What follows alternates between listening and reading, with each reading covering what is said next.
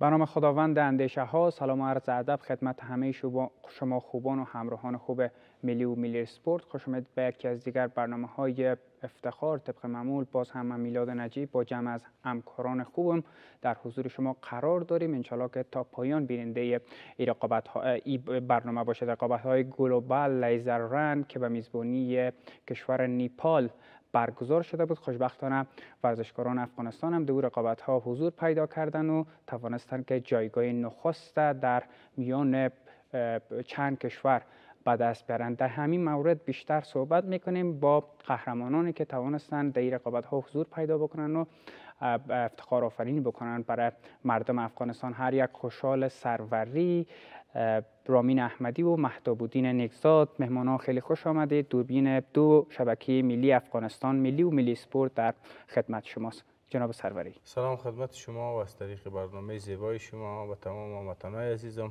خاصتا بیننده تلویزیون ملی اسپورت و ما جا داره پیروزی بزرگ ورزش های پنجگانه را به خانواده ورزش کشور و همچنان وزارت امور داخله و مردم عزیز خود مبارکباد بود.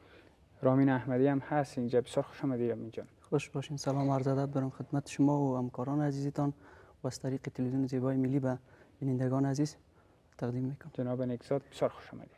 خوش باشین. به نام خداوند بخشنده و مهربان. سلام عرض ادب دارم خدمت شما و از طریق تلویزیون شما به بیننده های گرامی. بسیار خوش آمدید. خسته سفر هم هستید. بسیار تشکر از اینکه دعوت ما را پذیرفتید.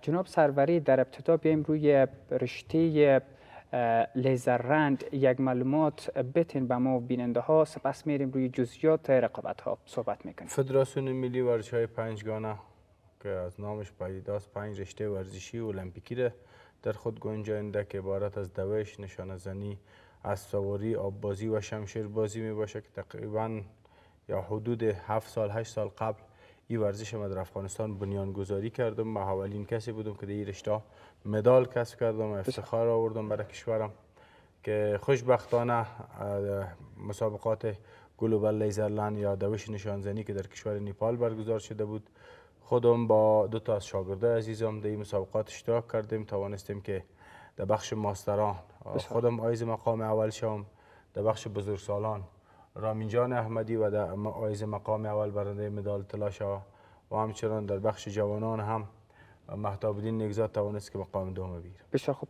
در مورد نحو برگزاری رقابت ها به ما بگویید. در این رقابت ها با حضور افغانستان هم که همراه بود، چند کشور دیگر حضور داشت و سرانجام با قهرمانی افغانستان به پایان رفت. خب در سیمی فاینال یا در رقابت های نهایی کشورهای هند، بنگلادش، نیپال و افغانستان برابر شد که خوشبختانه توانست افغانستان با 1 شکست و 2 پیروزی آیز مقام اول شود و رقابت های دوش نشانزنی طوری است که یک ورزشکار ما 800 متر میدوه، باز می 5 هدف با سلاح لیزری میزنه، باز میره 800 متر میدوه، باز می 5 هدف میزنه، باز 800 متر میدوه، 4 بار 800 5 بار 800 متر میدوه و 4 بار انداخت میکنه.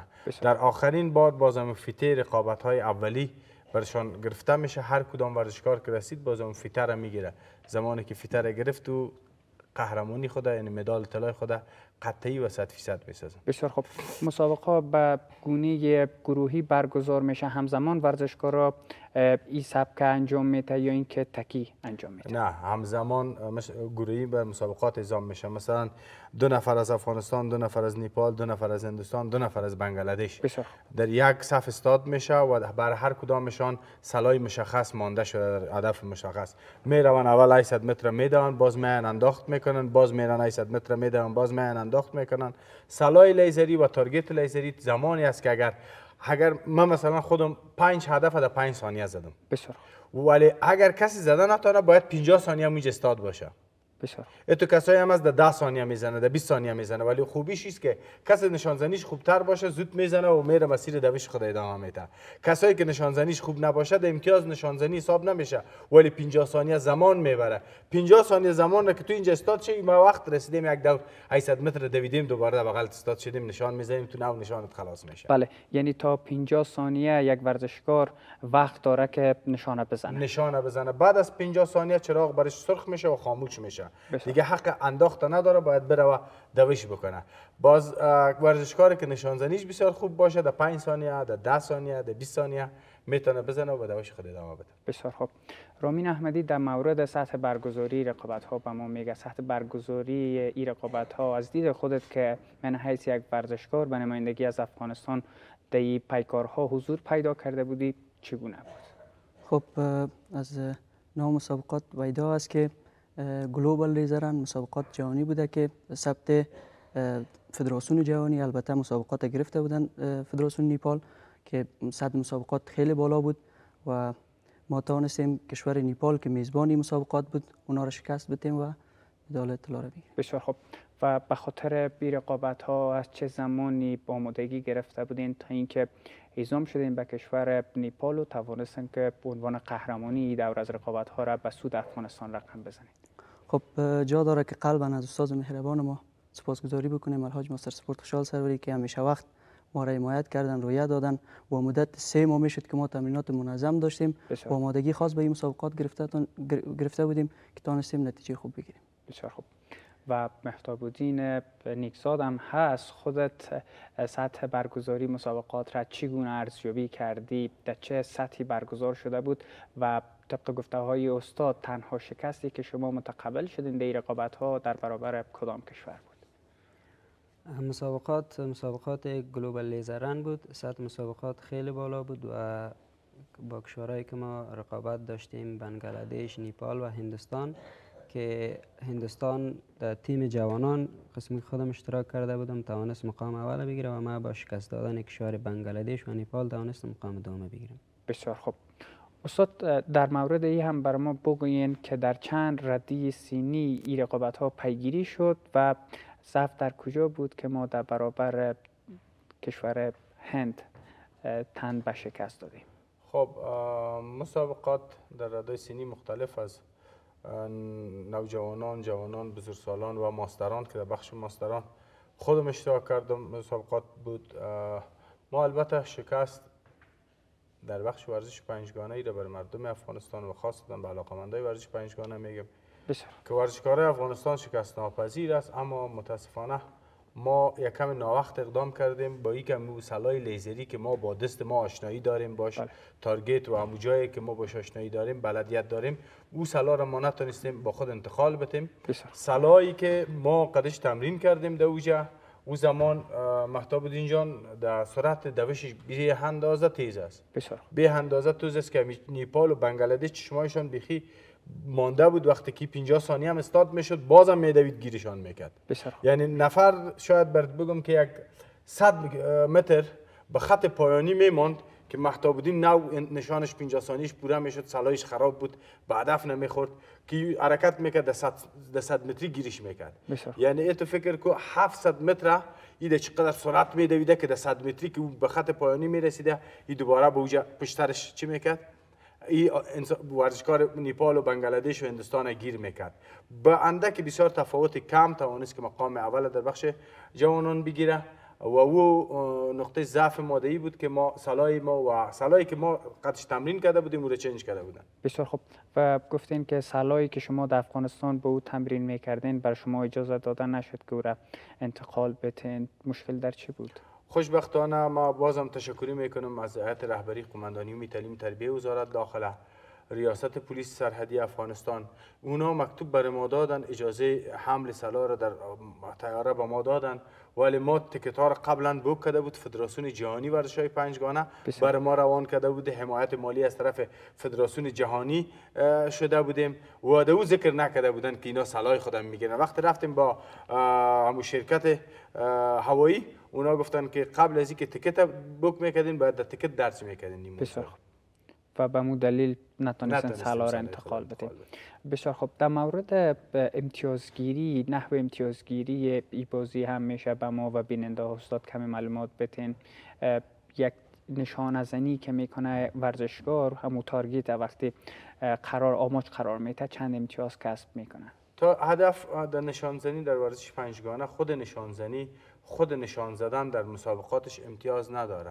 هر کسی مهارت نشانزنیش خوب باشه او در 5 ثانیه میزنه و میره دوش خود تعقیب میکنه و در اینجا زمان بسیار مهم است.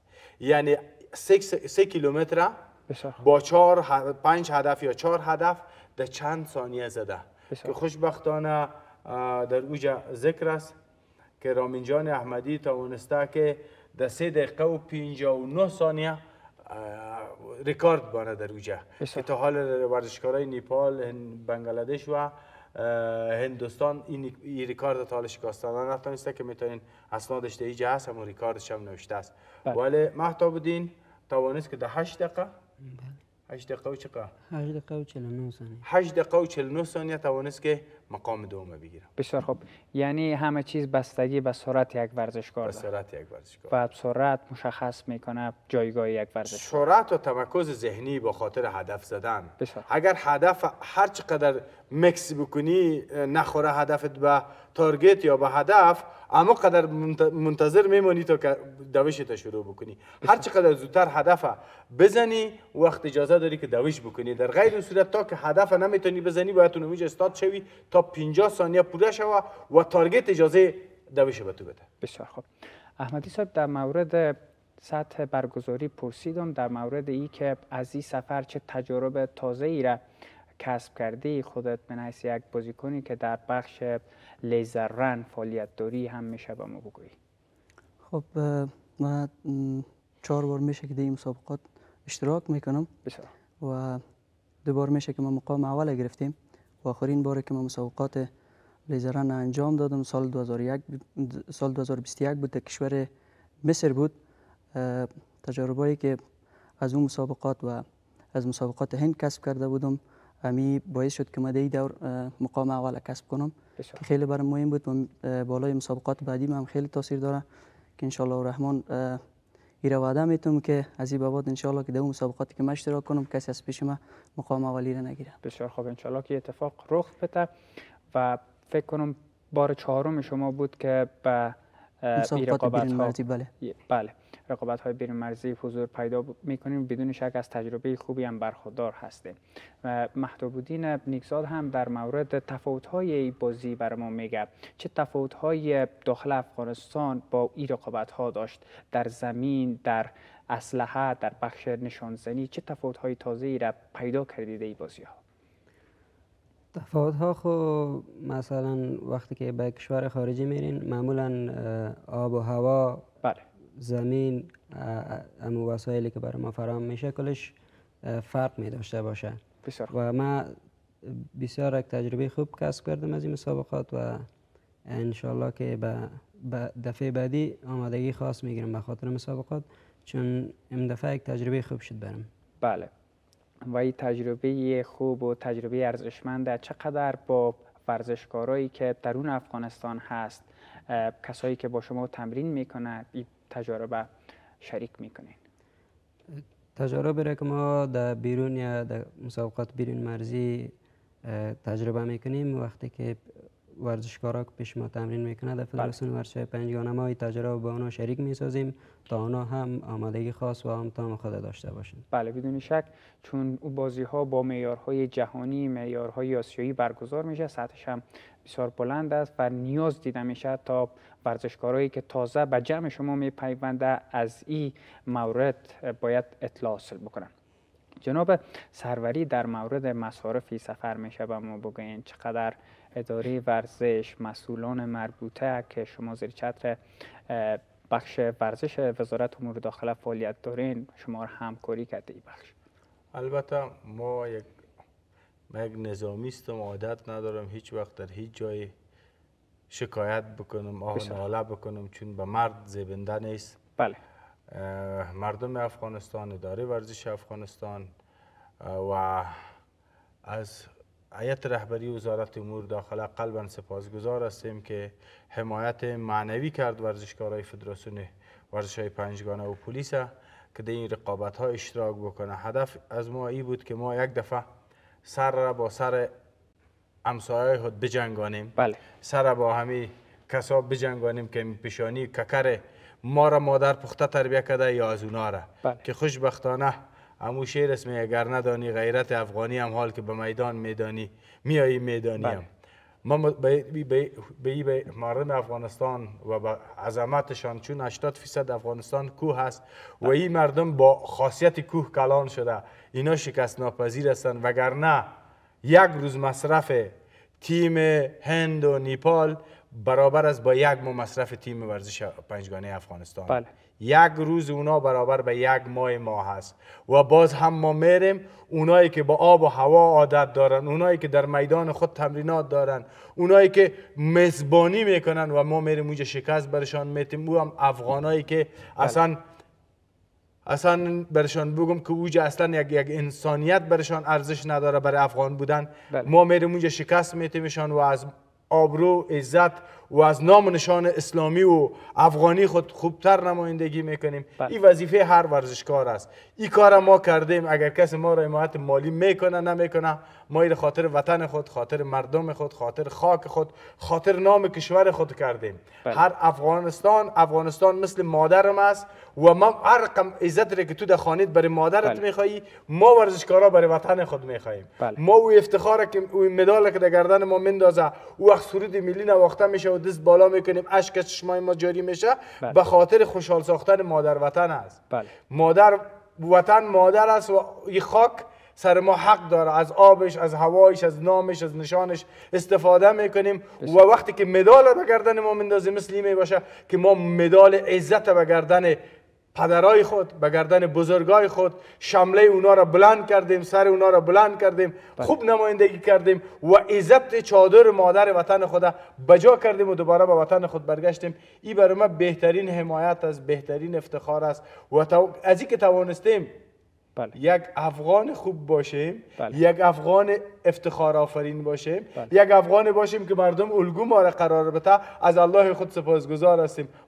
چیزی را که باز الله برای ما کرده، ما از دولت خود هم، از ملت خود هم، از اداره ورزش خود هم قلبا سپاسگزاری میکنیم، چون خدا به ما همه چیز داد. اگر هیچ حمایت مالی نکرد، غیبا همه چیز روبرا شد. بله، یعنی مصارف از هزینه خصوصی خود، مصارف تیکت رفت و برگشت از هزینه فدراسیون جهانی ورزش‌های پنجگانه بود، چون در تقریبا 5-6 سال است ما در اون بخش فعالیت میکنیم و قهرمانی داریم، همچنان رامین جان، و مصارف رفت و جای بود باش، خورد و خوراک و همچین چیزی که بود از هزینه شخصی خود ما بود. فدراسیون ملی ورزش‌های پنجگانه. بسیار خوب. رامین احمدی در مورد این به ما میگه که چقدر حمایت مالی در کنار حمایت معنوی به یک ورزشکاری که به دوشک‌های جهانی، به میدان‌های ورزشی جهانی، به نمایندگی از کشور حضور پیدا می‌کنه، چقدر تاثیرات مثبت داره و اگر حمایت مالی نشد چه تاثیرات منفی را در پی میتونه داشته باشه؟ خب تاثیرات 100% داره، هم منفی هم مثبت، که یک ورزشکار با روحیه کامل و با انگیزه بسیار بالا میتونه در مسابقات حضور پیدا کنه و ای که حمایت مالی نمیشن طبعا رویشان هم ضعیف می باشه و نمیتونن نمایندگی خوب بکنن. ولی الحمدلله برای ما یک شاباس و آفرین استاد ما که برای ما میگه، برای ما میلیون ها ارزش داره. بسیار خوب. و برای ما کافی است. بسیار خوب. و این سوالم میخوایم که از مهتاب الدین نیکزاد بپرسم، چون همه تان به شکل تکی به نمایندگی از افغانستان در رقابت ها حضور پیدا کرده بودین و بدون شک اقتصاد یکی دیگرتان هم به خودتان معلوم است و بدون شک تفاوت هایی داره.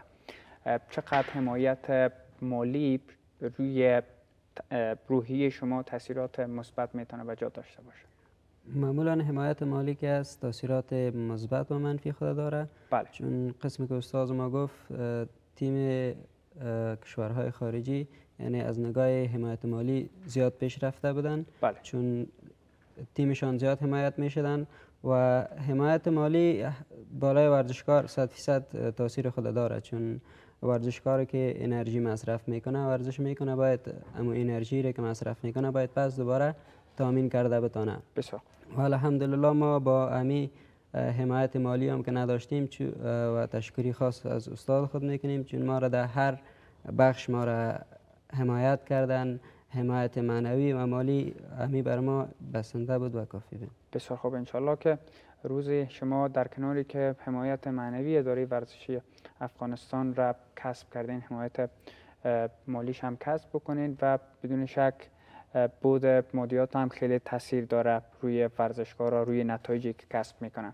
استاد بسیار کوتاه در مورد برنامه‌های داخلی ورزش‌های پنجگانه میشه با ما بگویید؟ خوشبختانه ما یک گلگی داریم، وقتی رفتیم در اوجه نتانستیم بیرق سفید به اهتزاز در بریم، گفتن بلاک میشیم و دیگه ما آرزو دارم که یک روز همی عقده دل خود بکشم و اونا را بیارم در افغانستان و گلوبال لیزرلند کابل برگزار بکنم با حضور داشت کشور نیپال، بنگلادش، هند، پاکستان، ایران و همسایه ما بیا و اینجا زیر بیرق سفید لا اله الا الله محمد رسول الله عبور بکنن و ام اخلاق، رفتار، کردار یک مسلمان واقعی را به اونا نشان بدیم که افغانا و مسلمانا از یک اخلاق، یک الگو، یک شخصیت کامل انسانی و اخلاقی برخوردار است.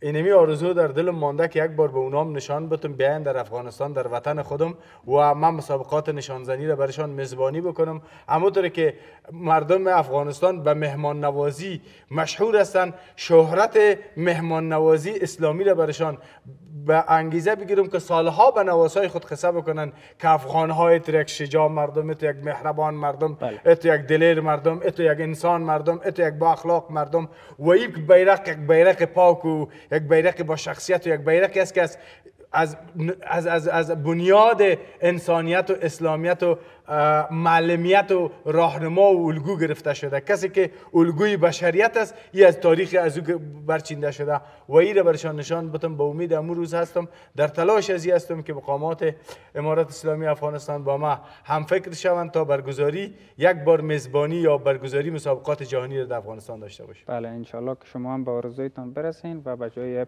و از لحاظ علمی و اکادمیک و مسلکی ایره به مردم افغانستان و به دولت اطمینان میتم که هیچ گونه کمی از دنیا نخواهد گذاشتیم و در این ظرفیت فدراسیون ملی ورزش‌های پنجگانه و مدیریت عمومی تربیت بدنی و سپورت وزارت داخله داره و اطمینان را برشان میتم و این کار کردنی هستیم و میکنیم هم اگر اجازه بر ما بدن. بسیار خوب، انشالله که آرزوی شما هم محقق شود و بتونین به جای پرچم سه‌رنگ، پرچم سفید که حالا حاکم است در افغانستان به اهتزاز در بیارین و اجازه حمل او را در بازی‌های جهانی هم با خود داشته باشین. یک سری از افتخاراتی که ورزشکاران ما در بخش لیزررن کسب کرده اینجا روی میز برنامه افتخار دیده میشه و کوتاه روی هر کدامش صحبت میکنیم. استاد درست؟ درست است. ابتدا بیایم از بخش مدال آغاز بکنیم. فکر کنم این آخرین مدالی است که شما در بخش از همین رقابت ها به دست آوردین.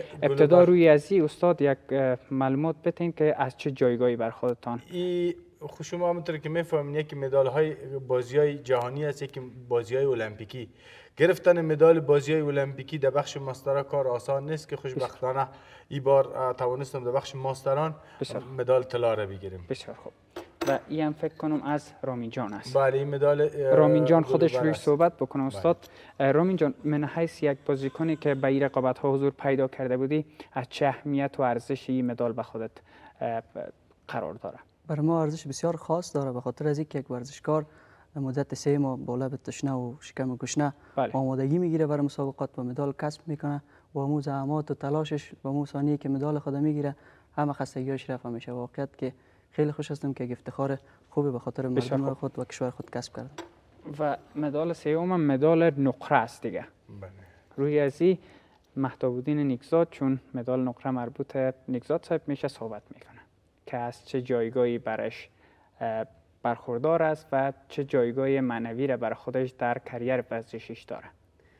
مدال معنوی زیاد ارزش داره، چون وقتی که یک ورزشکار همو رقابت میکنه یا در صف استاد میشه به خاطر مبارزه کردن، وقتی که مدال در گردنش آویخته میشه تمام زحماتی که کشیده، خستگی هایش از بین میره و این یک افتخار خوب است، یعنی ارزش معنوی بسیار زیاد داره برام. بله بدون شک و انشالله که این گردن و ویزای شما افزوده شه و از نیکزاد صاحب هم به مدال طلا تبدیل بشه. یک مدال دیگه هم هست استاد، نمیفهم که مربوط کی میشه. این مدال مسابقات جهانی کیک بوکس است که پارسال در کشور ایران برگزار شده بود. خوشبختانه ما هم اشتراک کردم و یک ورزشکار عراقی و یک ورزشکار ایرانی را شکست دادم. در فاینال امرا یک افغان برابر شدم و ما مسابقه را به او افغان واگذار کردم. ما گفتیم افغان‌ها زیاد به هم دیگه زدن، زور یکی دیگه به هم معلوم است و او از ولایت زابل بود یا نیمروز بود. بسیار خوش شد، بی اندازه خوش شد و ما گفتم من مسابقه میکنم به خاطر خوشی مردم افغانستان و به خاطر لبخند مردم افغانستان. ای که تو خوش میشی، من مسابقه نکردم، مسابقه را به او دادم کمربند و ما به قناعت کردم و مدال دومی. بسیار خوب.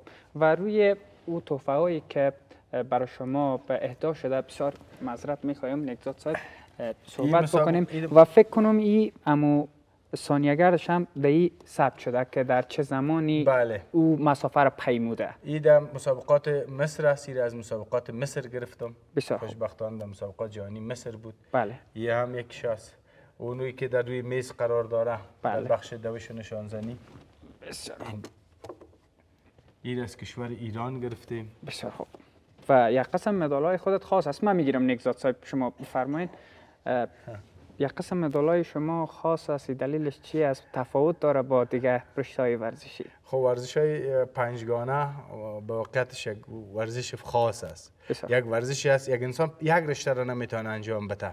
وقتی قدر توانمند میشه، قدرت فیزیکیش قدر بالا میره که 5 رشته را مسابقه میکنه و در 5 رشته قهرمان میشه.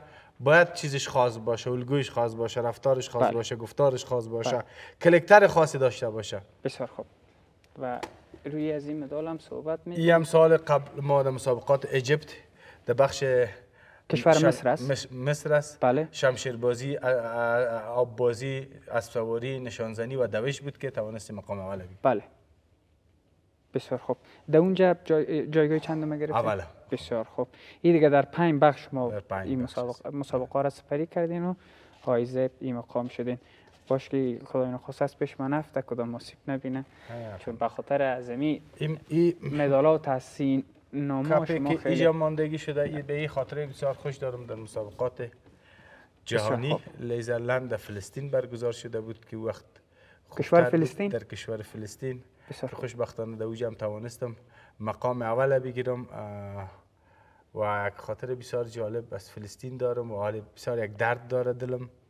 و دلم هوای زیره کرده کاش که من قطع مردم فلسطین در مقابل ظلم کفار استاد می شدم. بسیار خوب. و این بازی ها چند سال پیش برگزار شده بود؟ تقریبا 10 سال پیش بود. 10 سال پیش به فلسطین رفته بود. انشالله که وضعیت سیاسی و تحولایی که در غزه و فلسطین میگذره هم رو به بهبود بره و بهبود پیدا بکنه و ما دیگه شاهد او صحنه‌های دلخراش که همین اکنون حاکم است در فلسطین غزه نباشیم. تحسین‌نامه هم هست، کمربندم هست. نگذات صاحب ببخشید کمربندم در اختیار ما اگر قرار بتین رویش صحبت بکنیم که مربوط کی میشه و خیلی پرچم هم از نزدیک به 30-32 تا پرچم است. رویش صحبت بکنیم که از کدام مسابقه است استاد؟ این مسابقات بخش بوکس حرفه‌ای است که ما و رامین جان او هم حضور داشتیم و ما توانستم که حریفای خود شکست بودم. در آخر امرا یک پاکستانی افتیدم که تا حال را مالاشش میده شده، میگه جوش صحیح نخورده، نانم صحیح خورده نمیتونیم و توانستم که این کمربند بگیرم و امو آودار صحیح هم تشویق کننده هم شاگردم بود رامین جان. بسیار خوب. و این گرنگ است، طلایش چه قسمی است؟ طلای حقیقی است یا مصنوعی است؟ خب کاش که طلای حقیقی می بود. خب ارزش از این معنوی است دیگه. معنوی از این طلای حقیقی ادب زیادترشون بینی، دست، پای، همه چیز آدم میشکنه تا بتونه هویت مردم افغانستان در مقابل یک کشور دیگه بلند بکنه و از آبرو و عزت مردم افغانستان خوبتر نمایندگی بکنه. و دو دانه تحسین‌نامه هم قاب شده روی میز هست. اگر صحبت بکنید. این تحسین‌نامه حکم قهرمانی است که در مسابقات گلوبال لیزرلند در نیپال گرفتیم. توانستیم مقام اول بگیریم. اونایش هم از رامین جان است که توانست مقام از مهتاب‌الدین است. اونو هم از رامین است. بسیار خوب. و تحسین‌نامه‌های دیگر هم روش صحبت میکنیم استاد؟ اینا تصمیم ای است که ماشاءالله قدر شما افتخار آفرینی کردین که اصلا ای از رامین جان از است وقت برنامه خارج کشور است. پاکستان بسیار گرفتن. خوب. روی ازی رامین جان صحبت بکن که چند سال پیش این تصمیم را به دست آوردی و از کدام رقابت ها بود؟ سال 2015 بود که اولین سفر ما به کشور پاکستان بود. بسیار خوب. استاد ما از انگلستان آمده بود که تقدیرنامه نشان انگلستان است. بله. بخش تمرینات عملی بود که ما ورزش‌های پنجگانه رو اونجا به شکل عملیش آموختیم. بسیار خوب. هم فکر کنم از کدام از کشور هندوستان بود که است. به مدت بله. 20 روز ما تمرینات عملی داشتیم و یک دور مسابقات بود بین 14 کشور آسیایی که مدالش همینجا سر میز است. تیم ما تونست مقام دوم بگیره، من خودم مقام اول کسب کردم. بسیار خوب. از دور مسابقات است. این هم تصدیق بسیار خوب. مدال از کشور هندوستان است که گرفتیم. بله. از همین مسابقات هندوستان سال 2017 بود که برگزار شده بود. بسیار خوب. و تحصیلنامه دیگه ای که از طرف در کلکسیون افتخارات خودت هست از طرف سفیر افغانستان در مصر بود که سال 2021 بین 52 کشور من تونستم مقام دوم کسب بکنم که تقدیر شدیم از طرف سفیر افغانستان. بسیار خوب. و کدام تحصیلنامه فکر نکنم در میان از مهتاب الدین باشه یا هست؟ مهتاب الدین بخیال یادش رفته دیگه ایش. بله. مثل ما واره. مهتاب الدین دیگه او هم بدون شک افتخاراتش زیاد هست و حالا که ناورده با خود مشکل نیست. مدالایش هست، مستند هست و استعدادش به همه مردم افغانستان معلوم است. روی ازی مسابقات بود که در وقت کرونا هیچ فدراسیون مسابقات برگزار نمیتونستن، اما خوشبختانه فدراسیون ورزش‌های پنجگانه در بخش نشانزنی که مسابقات آنلاین بود که افغانستان تونست بین جهان مقام اول و دوم کسب کنه. بسیار که این مسابقات من خودم تونستم مقام دوم کسب کنم. یعنی آنلاین تمام کلگی آنلاین میشه توسط اینترنت؟ بله. باز 1000 کشور در اونجا زده میره. ثانیه‌اش دقیق اندازه گرفته. بسیار خوب. انشالله که در بقیه امورهای زندگی هم همین رقم قهرمان باشین، قهرمان باقی بمانین و بتونین که بیرق افغانستان در میدانهای جهانی به اهتزاز در بیارین. حرف و حدیثی باشه، دو شبکه ملی افغانستان، ملی و ملی اسپورت در خدمتتان است. زنده باد افغانستان و آرزوی عزیز دارم که مردم افغانستان مهربانترین و با درکترین با علمترین مردم در جهان معرفی شود و از تمام مردم افغانستان خاصتا ورزشکارا، خاصتا عام مردم خواهشمند هستم ورزش خود دوامدار، یکی به خاطر صحت خودش، دوم به خاطر کسب افتخار برای جامعه بکنه و وطن خود از ورزش خود کرده، از همه چیز خود کرده بیشتر دوست داشته باشه، چون رسول خدا فرموده حب الوطن من الایمان. هر کس که ایمان کامل داره و عشق به وطن هم باید داشته باشه. بله. رامین احمدی هم اگر کدام گفتنی داشته باشه. جادار اول قلبا از استاد مهربان سپاسگزاری بکنم ای که قهرمان سازی میکنه در افغانستان و ما همیشه وقت به کنارش هستیم، ما را با آغوش باز حمایت میکنن. سپاسگزاری میکنم و جا داره قلبا سپاسگزاری کنم از هیئت رهبری، ریاست تربیت بدنی و سکرتر ژنرال فدراسیون ورزش‌های پنجگانه جناب جاوید خاور و کاکای مهربانم که همیشه وقت مرا حمایت میکنه. مجتبی سعید از شما هم تشکری میکنم که ما را دعوت کردید. مهتاب الدین نیکزاد هم اگر گفتنی داشته باشه میتونه به گوش مسئولان و اداره ورزش برسونه. گفتنی خاص نداریم، فقط تشکری خاص از استاد خود میکنیم که تلاش شبانه روزی بالای ما میکشه. سلامت باشید. من یادم رفت که قاری صاحب از ما خواسته بود، اعضای کلکتیو شعبه ما، قاری صاحب صفی‌الله، مولوی صاحب متسم، اینا گفته بودن که یک تشکری هم از ما بود که ما همیشه در گردت کار میکنیم. قاری صاحب شهامت و تمام رهبری قماندانی تعلیم تربیت، خاصتا مولوی صاحب محمد امین جان فتح‌الله، از تمامشان تک تکشان تشکری و قدردانی میکنم. بله، من هم سپاسگزار هستم. تشکری میکنم که شما را حمایت میکنند تا اینکه به نمایندگی از خاک افغانستان، به نمایندگی از پرچم افغانستان به میدانهای جهانی شما را اعزام میکنن و میتونید نمایندگی خوبی از ورزش افغانستان بکنید. بریم یک میان برنامه کوتاهی را با هم ببینیم و در بخش دوم برنامه من میزبان ورزشکاران دیگه در یک بخش دیگری هستم.